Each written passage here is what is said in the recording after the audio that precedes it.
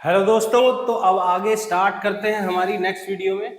Next topic AOD का increasing and decreasing. ठीक है, इंक्रीजिंग एंड डिक्रीजिंग फंक्शन। तो क्या मतलब है इसका?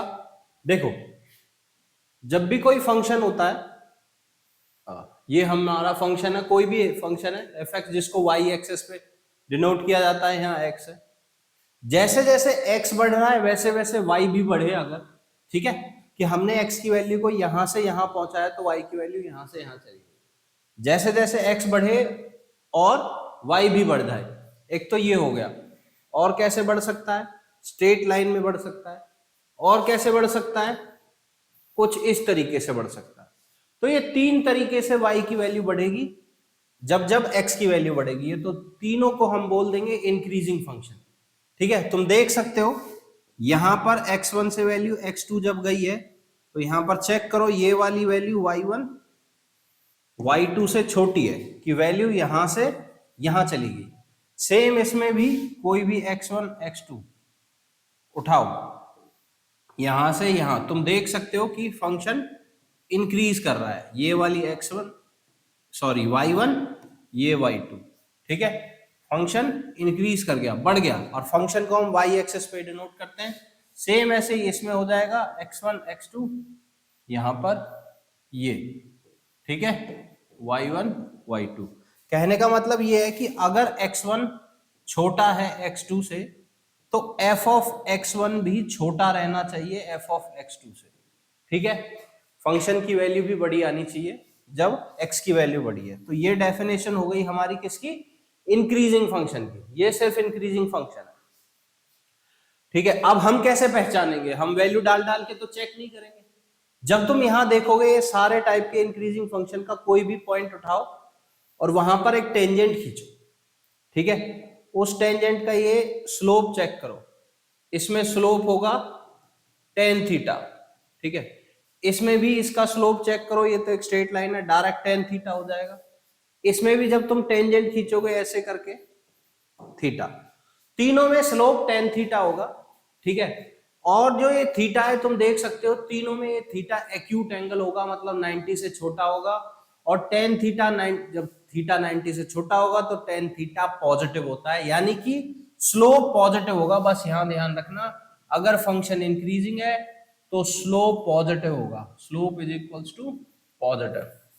ठीक है, तो ये पता करने का तरीका है कि इंक्रीजिंग फंक्शन कब है, जब उस फंक्शन के ऊपर किसी भी पॉइंट पे टेंजेंट खींची जाए, उस टेंजेंट का स्लोप पॉजिटिव हो। अब तुम्हें ज्यादा दिमाग नहीं लगाना, ड्रॉ नहीं करना, टेंजेंट नहीं खींचनी है, सिर्फ ये समझना है कि स्लोप ऑफ टेंजेंट कैसे निकालते हैं। स्लोप ऑफ टेंजेंट का डायरेक्ट फॉर्मूला है, स्लोप ऑफ टेंजेंट होता है change in y upon change in x. ठीक है, तो वो कैसे निकालते हैं? D y by d x. बस ये ध्यान रखना, जिस भी फंक्शन का जिस भी पॉइंट पे d y by d x positive होगा वो फंक्शन इंक्रीजिंग, और सेम ही इसका उल्टा अगर नेगेटिव होगा तो डिक्रीजिंग। डिक्रीजिंग भी चेक कर लो, ठीक है, इसको छोटा कर देते हैं, है ना, और यहां पर बनाते हैं डिक्रीजिंग फंक्शन। डिक्रीजिंग फंक्शन भी तीन टाइप के होंगे, एक इस टाइप से डिक्रीज हो रहा होगा, दूसरा इस टाइप से, और तीसरा हो रहा होगा एकदम स्ट्रेट लाइन में। इस तीन तरीके से y की वैल्यू डिक्रीज कर रही होगी, तुम चेक कर सकते हो। x1 यहाँ, x2 यहाँ, तो x1 पे वैल्यू बड़ी है, x2 पे छोटी है। सेम यहाँ पर x1 पे वैल्यू बड़ी है और x2 पे आके वैल्यू छोटी हो गई है, तुम्हें डिक्रीज दिख भी रहा है। x1 x2, x1 पे वैल्यू बड़ी है, x2 पे आके छोटी हो गई है, तीनों में वैल्यू डिक्रीज कर रही है। तो ये तीनों डिक्रीजिंग फंक्शन है। तीनों के ऊपर तुम टेंजेंट खींचो, ये टेंजेंट खींच दी, ये एंगल बना रही है theta. Positive direction of x axis के साथ जो एंगल बना रही है वो कैसा एंगल है? ऑब्ट्यूस एंगल है, बड़ा है 90 डिग्री से। इसमें भी टेंजेंट खींचोगे तो ऐसे जाएगी, ये भी थीटा बड़ा होगा, ऐसे करोगे ये भी थीटा ग्रेटर देन 90 होगा। तीनों में थीटा ग्रेटर देन 90 होगा, टेन थीटा की वैल्यू नेगेटिव आएगी, यानी कि tan theta less than zero, यानी कि d y by d x less than zero. ध्यान रखना, दोनों एक ही चीज है। स्लोप ऑफ टेंजेंट कैसे निकालते हैं? D y by d x से, ये दिमाग में रखो। और इंक्रीजिंग फंक्शन के लिए d y by d x positive आना चाहिए, डिक्रीजिंग फंक्शन के लिए dy by d x negative. ठीक है, तुम्हें उल्टा दिया हुआ पूछेगा, फंक्शन दे देगा, dy बाई डी एक्स निकालना है और पता करना है कि dy बाई डी एक्स कहां पॉजिटिव है कहां नेगेटिव है। जहां पॉजिटिव रहेगा लिख देना फंक्शन यहाँ इंक्रीजिंग है, जहां नेगेटिव रहेगा लिख देना फंक्शन यहाँ पर डिक्रीजिंग है। मैं कुछ एग्जांपल्स करके दिखा रहा हूं तो तुम्हें आइडिया लग जाएगा कि क्वेश्चन कैसे आता है। ये दो क्वेश्चन है हमारे, ये पहला ये दूसरा। पहले वाला क्वेश्चन करते हैं। पहले तो सब दिमाग में ध्यान रखना एफ एक्स की वैल्यू ही y होती है। तो पहले वाले क्वेश्चन के लिए dy बाई डी एक्स क्या आएगा, dy बाई डी एक्स आया हमारा 7, -3 का 0 हो जाएगा, 7x का 7।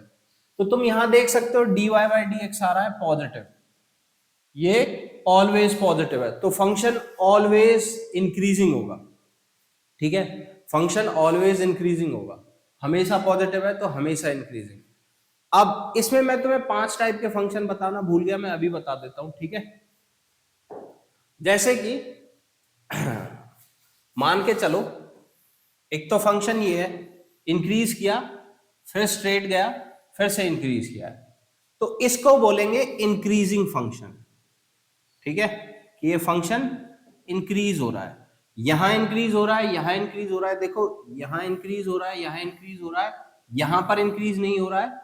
ठीक है, तो ये वाली वैल्यू के लिए क्या है, फंक्शन कांस्टेंट है इतने बीच में, बट ओवरऑल फंक्शन को इंक्रीजिंग फंक्शन बोल देंगे क्योंकि बीच में कहीं पर भी डिक्रीज नहीं हो रहा। अब सेम इसी तरीके से अगर फंक्शन कुछ इस तरीके से होता, डिक्रीज होता, स्ट्रेट लाइन फिर डिक्रीज होता, तो उसको बोल देते डिक्रीजिंग फंक्शन। ठीक है, डिक्रीजिंग फंक्शन। बट यहीं पर कहीं इस तरीके का फंक्शन हो जाता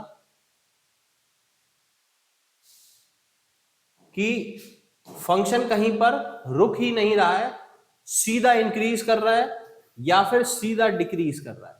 ठीक है, बीच में कहीं पर भी स्ट्रेट लाइन नहीं हो रहा है जहां पर स्लोप 0 हो जाए। ध्यान रखना इन दोनों पॉइंट्स पे, यहां और यहां dy बाई डी एक्स यानी कि स्लोप क्या आएगा 0, एक्स एक्सिस के पैरेलल है। ठीक है, यहां और यहां, बाकी सब जगह पॉजिटिव आएगा। ओवरऑल फंक्शन डिक्रीज कर रहा है, ओवरऑल फंक्शन इंक्रीज कर रहा है। तो इसमें और इसमें क्या फर्क है, इस फंक्शन में हमेशा इंक्रीज कर रहा है, तो इस फंक्शन को बोल देंगे strictly increasing function, strictly increasing function. अब सेम इसमें हमेशा डिक्रीज कर रहा है तो इसको बोल देंगे स्ट्रिक्टली डिक्रीजिंग फंक्शन। ठीक है, ये स्ट्रेट लाइन भी हो सकती है सीधी करके एकदम ऐसे, ये ऐसे भी हो सकती है, बीच में देखो कहीं पर भी dy बाई डी एक्स 0 नहीं है। ठीक है, तो ये स्ट्रिक्टली डिक्रीजिंग फंक्शन। ये बातें तुम्हें पता होनी चाहिए। अब मान के चलो कोई फंक्शन ऐसे है, पहले इंक्रीज किया फिर डिक्रीज किया फिर इंक्रीज किया फिर डिक्रीज, तो वो इन चारों में से किसी की कैटेगरी में नहीं आएगा, उसको बोल देंगे neither increasing nor decrease function, क्योंकि इसमें कॉम्बिनेशन है। ठीक है, neither increasing nor decreasing function, neither increasing, ना तो ये इंक्रीजिंग ही है नॉर डिक्रीजिंग। ठीक है, इस तरीके से ये 5 फंक्शंस का की नॉलेज तुम्हें होनी चाहिए थी कि स्ट्रिक्टली इंक्रीजिंग फंक्शन किसको बोलते हैं। ठीक है, अब चलते हैं बैक हम अपने क्वेश्चन। तो यहां पर हमारा F x dy by d x आया 7 और वो हमेशा पॉजिटिव रहेगा, कभी नेगेटिव नहीं हो सकता, तो हम इस फंक्शन को बोलेंगे स्ट्रिक्टली इंक्रीजिंग फंक्शन। ठीक है, स्ट्रिक्टली इंक्रीजिंग फंक्शन। और तुम इसका ग्राफ बनाओगे तो ग्राफ भी देखोगे तो एक स्ट्रेट लाइन आएगी, हमेशा ऐसे जाएगी। ठीक है, मैंने एक्चुअल पॉइंट नहीं बनाया, वो थोड़े डिफरेंट हो गए बट कुछ ऐसे ही जाएगा, तो हमेशा इंक्रीज ही करती है ऐसी स्ट्रेट लाइन। ठीक है, आ जाते हैं सेकंड वाले क्वेश्चन पे। इसमें से dy बाई डी एक्स निकालते हैं। जब तुम इसमें से dy बाई डी एक्स निकालोगे तो देखोगे ये x पे डिपेंडेंट है। ठीक है, ये वाला जो है वो x पे डिपेंडेंट है। जब इस तरीके से आ जाए तो मतलब x की वैल्यू डाल के चेक करेंगे कि कहां पॉजिटिव है कहां नेगेटिव है, बट डायरेक्ट इसमें मत डालना। x की वैल्यूज इंफिनिटी हो सकती है, कौन सी वैल्यूज डालनी है कौन सी नहीं मैं बता दे रहा हूं। सबसे पहले इस तरीके से अगर क्वाड्रेटिक आती है या क्यूबिक आती है या पावर 4 में इक्वेशन आती है तो उसके फैक्टर बना। हेलो हाँ, तो बच्चों इसको आगे कंटिन्यू करते हैं। तो जब तुम इसके फैक्टर बनाने तो कैसे पता लगाना है कि dy बाई डी एक्स कहाँ पॉजिटिव होगा और कहाँ नेगेटिव होगा, क्योंकि इसको देख के पता नहीं चलेगा। ठीक है, तो पहला काम ये करना है कि अगर ऐसे एलजेब्रा में क्वाड्रेटिक आती है या क्यूबिक आती है या फिर पावर 4 में इक्वेशन आती है, वो मोस्ट प्रोबेबली नहीं आएगी, और अगर आएगी तो उसके फैक्टर बड़े आराम से बन जाएंगे। ठीक है, तो उसके फैक्टर बना लेना। यहां पर जब तुम फैक्टर बनाने चलोगे 4 3 जा 12 होता है और ये प्लस माइनस करके 6 आ जाए तो वो कभी नहीं आएगा, तुम देखोगे। तो इसका डी चेक करना, यानी कि बी स्क्वायर माइनस 4ac, तो इसका बी स्क्वायर आएगा 36 माइनस 4 इंटू 4 इंटू 3। तो तुम ये देखोगे कि ये तो नेगेटिव आ रहा है। ठीक है, ये हो जाएगा तुम्हारा 48 माइनस का 12 आएगा जो नेगेटिव है, यानी कि इसके फैक्टर बनेंगे ही नहीं, इसकी जीरो आएगी नहीं। जब भी कोई क्वाड्रेटिक इक्वेशन होगी जिसके फैक्टर नहीं बनेंगे, ठीक है, तो उसमें एक्स स्क्वायर का कोफिशिएंट चेक करना है। ठीक, एक्स स्क्वायर का कोफिशिएंट अगर पॉजिटिव है तो उसकी वैल्यू हमेशा पॉजिटिव रहेगी, ये ध्यान रखना। ठीक है, एक्स स्क्वायर का कोफिशिएंट अगर पॉजिटिव है तो हमेशा पॉजिटिव, अगर नेगेटिव है तो हमेशा नेगेटिव। तो ये यहाँ पर प्लस का 3 लिखा है तो ये चीज हमेशा पॉजिटिव होगी, फंक्शन हमेशा इंक्रीजिंग रहेगा। और तुम इसको और ज्यादा प्रूफ करना चाहते हो तो यहाँ कंप्लीटिंग द स्क्वायर लगा सकते हो। कंप्लीटिंग द स्क्वायर या तो तुम्हें पता होगा या फिर हम इंटीग्रेशन में पढ़ेंगे। ठीक है, आगे चलते हैं। ठीक है, नेक्स्ट क्वेश्चन ये यहां तो देखो, अब हम यहां पर नेक्स्ट क्वेश्चन में देख लेते हैं cos x। cos x का हमें 0 to 2 पाई में बताना है कहां इंक्रीजिंग है और कहां डिक्रीजिंग है। तो यहां पर सबसे पहले हम जब डिफरेंशिएशन करेंगे तो dy बाई डी एक्स आएगा हमारा माइनस का साइन x। ठीक है, और यहाँ 0 to 2 पाई में अब हमें चेक करना है माइनस का साइन x कहां पॉजिटिव होता है कहां नेगेटिव होता है। तो तुम्हें पता है 0 से पाई बाई 2 में, यानी कि फर्स्ट क्वाड्रेंट में नहीं, 0 टू पाई में, यानी कि जब x की वैल्यू 0 से पाई होगी तो हमारा साइन x जो है वो पॉजिटिव होता है। पहले दो क्वाड्रेंट में एक बाहर माइनस लगा है तो ओवरऑल हो जाएगा नेगेटिव, यानी कि फंक्शन इज डिक्रीजिंग, ऐसे लिखना है। ठीक है, function is decreasing in 0 to pi. अब पाई से लेके 2 पाई तक, यानी कि थर्ड और फोर्थ क्वाड्रेंट में, जब x की वैल्यू थर्ड और फोर्थ क्वाड्रेंट में होगी तो साइन x होता है नेगेटिव, यहां नेगेटिव और बाहर एक माइनस का साइन लगाए तो फंक्शन हो जाएगा total positive. Sine x negative, बाहर एक नेगेटिव तो टोटल पॉजिटिव, यहां आ जाएगा पॉजिटिव, फंक्शन हो जाएगा इंक्रीजिंग। ठीक है, यहां पर जो ये फंक्शन की बात मैं कर रहा हूं कि कौन सा वाला फंक्शन इंक्रीजिंग है डिक्रीजिंग है, वो ये वाला फंक्शन नहीं है, वो ये वाला फंक्शन है। ठीक है, cos x वाला। cos x 0 टू पाई में होता है डिक्रीजिंग और पाई से 2 पाई में होता है इंक्रीजिंग। चेक कर लेते हैं, अगर तुम्हें 11th क्लास से ग्राफ ध्यान है cos x का तो कुछ इस तरीके से होता है। यहां होता है पाई बाई 2, फिर पाई, फिर 3 पाई बाई 2, फिर 2 पाई। मैं ग्राफ बना रहा हूं cos x का, 1 से स्टार्ट होके पहले ऐसे जाता है, फिर ऐसे, फिर ऐसे। तुम यहां देख सकते हो 0 से लेके पाई तक फंक्शन डिक्रीज कर रहा है, नीचे आ रहा है, देखो। और फिर उसके बाद पाई से लेके फंक्शन 2 पाई तक इंक्रीज कर रहा है। यहां पर इंक्रीज कर रहा है फंक्शन और यहां पर डिक्रीज कर रहा है। जो इसमें लिखा है वो सही है। ये cos x फंक्शन की बात हो रही है, y is equal to cos x की। कंफ्यूज मत होना, ये वाला फंक्शन नहीं है, ये तो उसका डिफरेंशिएशन है। ठीक है, इसका चेक करना है कि ये पॉजिटिव होगा कि नेगेटिव होगा। नेगेटिव होगा तो डिक्रीजिंग, पॉजिटिव होगा तो इंक्रीजिंग, बस सीधा सीधा ऐसे। और क्वेश्चन करते हैं इसके ऊपर। यहां पर जब वो एंगल में कुछ मल्टीप्लाई करके दे देगा तो क्वेश्चन हल्का सा चेंज हो जाता है। ठीक है, तो उस टाइम पे बड़ा संभल के करना है क्वेश्चन। डिफरेंशिएशन तुम बड़े आराम से कर लोगे, इसका dy बाई डी एक्स आ जाएगा sin 3x का cos 3x और फिर 3x का करेंगे इंटू 3, उसको आगे लिख देता हूं। अब तुम्हें यह पता लगाना है कि cos 3x कहां पॉजिटिव है कहां नेगेटिव है, क्योंकि बाहर वाला 3 तो हमेशा पॉजिटिव ही होगा। तो देखो कैसे पता लगाएंगे, यहां पर आ जाते हैं। हमें दे रखा है x 0 से पाई बाई 2, पर हमारा जो एंगल है वो 3 से मल्टीप्लाई हो रहा है। जब तुम यहाँ पर 30 डिग्री रखने को चलोगे तो वो 3 से मल्टीप्लाई होकर ऑटोमेटिकली 90 हो जाएगा। ठीक है, तो cos 90 की वैल्यू निकल के आ जाएगी। तो इसको थोड़ा ध्यान से देखना है। देखो हमें पता है हमारा x है 0 से बड़ा और π/2 से छोटा, तो इसको एंगल बना लो। ये कितना एंगल है हमारा 3x, तो 3x हमारा होगा 3 से मल्टीप्लाई किया, ये 0 रहा, ये रहा 3π/2। तो तुम्हें पता है ये 3 क्वाड्रेंट्स में चला गया। 0 से 3π हमारे 3 क्वाड्रेंट होते हैं। कौन से 3 क्वाड्रेंट? ये और ये।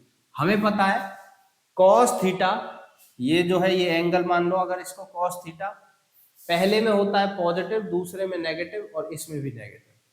ठीक है, तो यही हमारा 3x जब पहले क्वाड्रेंट में आएगा तो cos 3x पॉजिटिव रहेगा, फंक्शन इंक्रीजिंग हो जाएगा। लिख दो इसको। ये 3x जब हमारा इन दो क्वाड्रेंट में लाई करेगा, cos 3x हमारा नेगेटिव हो जाएगा, फंक्शन डिक्रीजिंग हो जाएगा। खत्म बात। इसको लिखेंगे कैसे, जरा ध्यान से देखो। फर्स्ट क्वाड्रेंट में देखो, when 3x belongs to 0 to π/2, ध्यान रखना 3x बिलोंग्स टू 0 to π/2, यानी कि फर्स्ट क्वाड्रेंट में। ठीक है, देन तुम्हें पता है 3 cos 3x is positive, means function f की पावर n, ऐसे फंक्शन को शॉर्टकट में लिख देते हैं, फंक्शन इज इंक्रीजिंग। ठीक है, अब यहां पर ध्यान देना, x की वैल्यू 0 to π/2 नहीं है, 3x की वैल्यू 0 to π/2 है। ठीक है, x की तो हमें निकालनी पड़ेगी। हमें पता है 3x 0 to π/2 है, तो x होगा हमारा 3 से डिवाइड कर दो π/6, तो ये हमारा पहला इंटरवल आ गया। यानी कि 0 to π/6 में, सॉरी π/6 में फंक्शन इंक्रीजिंग है। ठीक है, यहाँ 0 to π/2 की बात हो रही है, 0 to π/6 में फंक्शन इंक्रीजिंग है, अभी π/6 में, सॉरी। ठीक है, 30 डिग्री तक। आगे चलते हैं, हम इसको थोड़ा छोटा कर लेते हैं। हाँ, अब यहीं पर देखो, अगला को यहां से स्टार्ट होके यहां तक जा रहा है, मतलब कि जब 3x हमारा 3x π/2 से बड़ा होगा और 3π/2 से छोटा होगा, यानी कि सेकंड और थर्ड क्वाड्रेंट। जब हमारा ये 3x सेकंड और थर्ड क्वाड्रेंट में लाई करेगा, तो cos भी हमारा सेकंड और थर्ड क्वाड्रेंट में नेगेटिव होता है, तो फंक्शन, ठीक है, fx इज नेगेटिव पे डिक्रीजिंग हो जाएगा, डिक्रीजिंग इन इंटरवल। अब हमें इसकी तरह लिखना पड़ेगा क्योंकि हमें x की वैल्यू बतानी है। देखो 3x π/2 से 3π/2, तो x की वैल्यू होगी 3 से डिवाइड कर दो। ठीक है, x की वैल्यू को 3 से डिवाइड करेंगे, ये बन जाएगा π/6, ये बन जाएगा π/2। तो जब हमारा x π/2 से बड़ा होगा, π/6 से बड़ा होगा, π/2 से छोटा, तो फंक्शन होगा डिक्रीजिंग। और जब हमारा x 0 से π/2 होगा, तब हमारा फंक्शन होगा इंक्रीजिंग। तो इस तरीके से ये सॉल्व करना है बच्चों। ध्यान रखना, मल्टीपल में मल्टीप्लाई को सॉल्व कर देना। और ये कौन से फंक्शन की बात हो रही है? इसकी, ये वाली चीज इंक्रीजिंग डिक्रीजिंग है। ठीक है, मैं बार बार बोल रहा हूं, ये इंक्रीज डिक्रीज नहीं कर रहा है, ये कर रहा है इंक्रीज डिक्रीज। ठीक है, आगे चलते हैं। अब इस क्वेश्चन को करते हैं 0 to 2π में इंक्रीज कर रहा है या डिक्रीज। सबसे पहले dy/dx निकालेंगे। ठीक है, इसका डिफरेंशिएशन करेंगे तो क्या आएगा? cos x minus sin x। ठीक है, अब हमें यह पता लगाना है cos x minus sin x 0 to 2π में कहां तो पॉजिटिव होता है, कहां नेगेटिव। ठीक है, इसके दो तरीके हैं। ठीक, एक तो इसका ग्राफ बना लो दोनों का साथ में। देखो cos x का ग्राफ हमें पता है कुछ इस तरीके से होता है 0 to 2π में, और sin x का ग्राफ कुछ इस तरीके से होता है। इन दोनों का डिफरेंस चेक करना है। जब ये वाली क्वांटिटी इससे बड़ी होगी तो ये चीज आएगी पॉजिटिव, जब ये वाली क्वांटिटी इससे छोटी होगी तो ये चीज आएगी नेगेटिव। तो तुम देखो यहां पर तुम्हारा रेड से मैं पॉजिटिव ठीक है, एक बार कलर चेंज कर लेते हैं। यहां पर तो तुम्हारा cos x बड़ा है, ध्यान से देखो, ये cos x का ग्राफ है, यहां पर cos x बड़ा है, फिर यहां से लेके यहां तक, ठीक है, तुम्हारा sin x बड़ा है। ये कैसे पता चल रहा है? जो फंक्शन ऊपर होता है, देखो ये दो फंक्शन है, दोनों में से ऊपर वाला cos x का ग्राफ था तो cos x बड़ा था, यहां पर ऊपर sin x है, ठीक है, तो sin x बड़ा है, फिर यहां पर फिर से cos x बड़ा हो गया, ये देखो ये cos x है, व्हाइट से मैंने cos x को बनाया, ठीक है, फिर यहां पर फिर से cos x बड़ा हो गया। तो यहां होगा पॉजिटिव जब cos x बड़ा है, sin x बड़ा है तो नेगेटिव, cos x बड़ा है तो पॉजिटिव। अब तुम यहां ध्यान से देख सकते हो ये कट कहां कर रहा है? π/4 पे। जब दोनों बराबर होते हैं तो कट करेगा, तब ये 0 आ जाएगा। फिर बड़ा कहां होगा? जब दोनों बराबर होंगे, यानी कि पाई प्लस π/4, दोनों की वैल्यू -1/रूट होती है, पाई प्लस π/4 होगा 5π/4, ठीक है। तो हम साफ लिख सकते हैं 0 से π/4 में, ठीक है, 0 से π/4 में cos x बड़ा है तो ये चीज पॉजिटिव होगी, फंक्शन इज इंक्रीजिंग, ठीक है। और π/4 से लेके 5π/4 तक sin x बड़ा है तो फंक्शन इज डिक्रीजिंग, ठीक है। फिर 5π/4 से 2π तक कौन बड़ा है भाई? cos x बड़ा है, फिर से function is increasing, function is increasing. तो इस तरीके से हम ये क्वेश्चन करेंगे, ठीक है। एक इसका दूसरा तरीका भी है, ठीक है, करने का, तो उस दूसरे तरीके को भी देख लेते हैं एक बार, कि तुम्हारे पास dy/dx आया cos x minus sin x, इसको रखा 0 तो cos x equal to sin x, ये आ गया हमारा, ठीक है। cos x को नीचे भेज देंगे तो आ जाएगा tan x is equal to 1, sin x by cos x हो गया tan x। तो tan x की वैल्यू 1 कहां होती है? एक तो फर्स्ट क्वाड्रेंट में होती है π/4 पे, और एक पॉजिटिव वैल्यू होती है थर्ड क्वाड्रेंट में जो कि होती है 5π/4, ठीक है। अब हम इंटरवल बना लो, ये रहे हमारे इंटरवल, 0 से स्टार्ट होके 2π तक, बीच में आया π/4 और 5π/4, ये इंटरवल वाला मेथड है। अब तुम क्या करोगे? एक एक वैल्यू इन तीनों इंटरवल में से डाल के इसमें चेक करोगे कि कब पॉजिटिव है कब नेगेटिव है, ठीक है, इसमें डाल के चेक करना है। यहां पर 0 से π/4 यानी कि ये 45 डिग्री है, इसके बीच का 30 डिग्री डालो, 30 डिग्री इसमें डालूंगा आएगा √3/2, इसमें डालूंगा 1/2, साफ है पॉजिटिव, तो इसमें लिख देना पॉजिटिव। इसके बीच की वैल्यू पकड़ो, π/4 से 5π/4 में बीच में आता है पाई, पाई उठा के मैं डालूंगा, cos पाई की वैल्यू होती है -1, sin पाई की 0, ओवरऑल आया नेगेटिव, तो ऐसे पता कर लिया नेगेटिव। 5π/4 से 2π तक एक वैल्यू उठाओ, कौन सी उठाओगे? 5π/4 से बड़ी 3π/2, 3π/2 पे cos x होता है हमारा 0, sin x की वैल्यू होती है -1, माइनस माइनस हो जाएगा प्लस, यहां फिर से आ जाएगा पॉजिटिव, यहां पॉजिटिव, यहां नेगेटिव, यहां पॉजिटिव, मतलब कि यहां से यहां होगा फंक्शन इंक्रीजिंग, यहां से यहां डिक्रीजिंग, फिर यहां से यहां इंक्रीजिंग, वही मैंने यहां पर भी लिखा है, ठीक है। तुम कैसे भी कर सकते हो, तुम्हारी मर्जी है। इसके बाद कुछ क्वेश्चंस में वेवी कर्व भी लगेगा बच्चों, जिसको वेवी कर्व नहीं आता तो एक वीडियो है मेरी वेवी कर्व वाली, वो देख लेना, उसके पहले के 10-12 मिनट देख लेना, बस उतना ही वेवी कर्व तुम्हें पता होना चाहिए, ये पता लगाने के लिए कि कहाँ फंक्शन पॉजिटिव कहाँ नेगेटिव, सॉरी कहाँ f' पॉजिटिव और कहाँ नेगेटिव होगा, उससे और अच्छा आइडिया लग जाएगा। जिसको भी डाउट होगा जिस भी क्वेश्चन में इंक्रीजिंग डिक्रीजिंग में, कमेंट करके बता देना, वो वाला क्वेश्चन मैं सॉल्व कर दूंगा। बाय बाय बच्चों, फिर मिलेंगे नेक्स्ट वीडियो में।